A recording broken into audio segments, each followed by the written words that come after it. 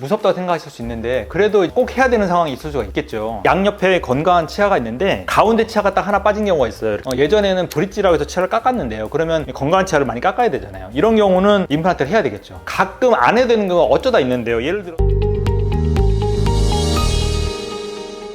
여러분, 우리가 어떤 물건을 살 때 이것저것 알아보고 결정하시잖아요. 특히 비싸면 비쌀수록 더하죠. 치과에서도 이렇게 잘 알아보고 결정을 해야 하는 시술이 바로 임플란트입니다. 저는 요즘과 같이 다행진료가 많은 시대에서 항상 생각하는 게 환자분들이 스스로가 잘 알아야 선택을 잘 할 수 있다고 생각을 하거든요. 근데 환자 입장에서는 사실 알기가 많이 힘들죠. 그래서 치과 가면 어떻죠? 그냥 밑도 끝도 없이 그냥 설명만 쭈루루 하는 경우도 많고, 설명을 또 잘 안 해주는 치과도 많고, 물어보려고 질문하면 괜히 눈치 보는 것 같기도 하고요. 그런 일단 내가 주눅이 든다, 그리고 설명을 잘 안 해주는 것 같다, 그런 곳에서는 일단은 임플란트를 하시면 안 될 것 같고요. 나 스스로를 납득을 잘 시켜주고, 아 정말 임플란트를 해야 되겠구나, 왜 해야 되는 거를 설명을 잘 해주는 병원에서 하시는 게 좋을 것 같고요. 그리고 이제 그렇게 좋은 병원을 찾아갔다 하더라도 덴탈 IQ라고 하는데, 치과적인 지식이 어느 정도 있으면 치료 계획을 세울 때 그리고 합리적으로 계획을 세울 수가 있고요. 오늘의 경우는 임플란트 하실 때 사기 안 당하고 꼭 필요한 경우, 그리고 정확하고 좋은 시술을 받기 위해서 덴탈 IQ를 높이는 시간으로 생각하시면 될 것 같습니다. 임플란트의 전반적인 내용부터 시작해서 대표적인 적응증 그리고 비적응증까지 실제 사례를 통해서 자세하게 설명을 해드릴 건데요. 오늘 영상도 끝까지 보시고 내 치아 문제를 진짜 해결할 수 있는 정확한 지식을 얻어가시길 바라겠습니다. 우리가 임플란트라고 하는 거는 이렇게 봤을 때 임플란트랑 중간 기둥이랑 치아랑 이렇게 나눠지는데요. 3단계로 턱뼈에 들어가는 이 부위를 임플란트가 하는데요. 1950년대에 브라네막이라는 정형외과 의사가 처음 개발했습니다. 이분이 재미있는 에피소드가 뭐냐면, 이분도 처음에 이거를 개발할 생각은 없었는데 토끼를 대상으로 외과적인 수술을 했다가 모르고 가위를 놓고서 수술을 끝내버린 거예요. 근데 나중에 한 거죠. 그래서 열고서 다시 가위를 빼내려고 보니까 뼈에 가위가 너무 유착이 잘 돼서 가위가 빼지지 않는 거예요. 왜 그러지 하고 딱 봤더니 이 가위가 티타늄이라는 재질로 만들어졌다는 걸 알게 된 거죠. 아, 티타늄이 우리 뼈에 잘 붙는구나. 그래서 그때 이제 이후로 개발이 돼서 왔고요. 우리나라에 들어온 거는 이제 1990년대쯤에 들어오기 시작했고, 대중화된 지는 한 2000년대부터 대중화되었다고 보시면 될 것 같습니다. 요즘 이제 임플란트를 너무 많이 하다 보니까 반대로 너무 쉽게 생각하시는 경우가 있어요. 그래서 잘 시술되면 임플란트가 굉장히 건강을 지켜주는 내 몸의 기둥이 되는데, 잘못 시술되면 부작용 때문에 고생도 많이 할 수 있으니까 생각을 한번 잘 해봐야 되겠죠.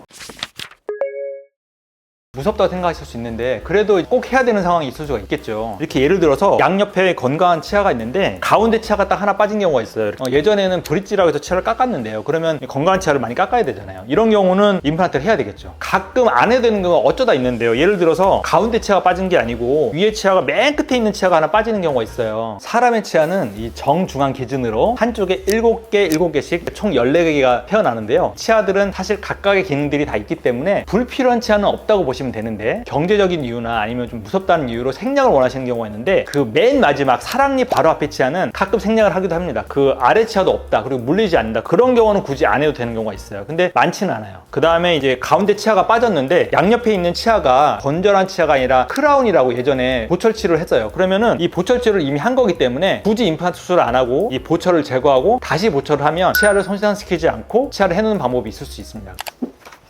오늘 임플란트가 어떻게 들어가는지 이제 간단하게 동영상을 준비했는데요. 우선 임플란트는 처음에 신기 전에 사이즈를 결정해야 됩니다. 사람들도 신발 사이즈가 다 있잖아요. 저 같은 경우 260 신는데 저 와이프는 240, 235를 신거든요. 발 사이즈가 틀리듯이 사람들의 턱뼈도 길이와 폭이 다르기 때문에 임플란트 직경을 다 선택을 해야 되고요. 그래서 오늘은 제일 많이 쓰는 직경을 갖고 와봤습니다. 보면 여기 4.0 곱하기 10mm라고 써 있잖아요. 이 4.0은 임플란트의 폭, 직경을 말하고요. 그리고 10은 길이를 말합니다. 임플란트 쓸 때 쓰는 이 수술 키트인데요. 보시면 6, 7, 8, 9, 10 이렇게 숫자가 딱 나와 있어요. 이게 길이들이고요. 내려갈수록 드릴의 직경이 굵어지게 됩니다. 굵기가 다른 이유는 처음부터 굵은 걸 쓰면 뼈에 충격을 가서 머리 발생을 많이 해서 임플란트 실패를 하기 때문에 가느다란 것부터 시작해서 직경을 하나씩 넓혀주는 방법을 씁니다. 그래서 제일 처음에 포인트 딜이라고 해서 아주 가느다란 거를 연결을 하고요. 이렇게 임플란트 엔진에 일단 연결을 하고 고속을 하면서 물이 나오면서 열을 식혀줍니다. 돼지뼈를 갖고 와봤는데요. 시범을 보여드릴게요. 자,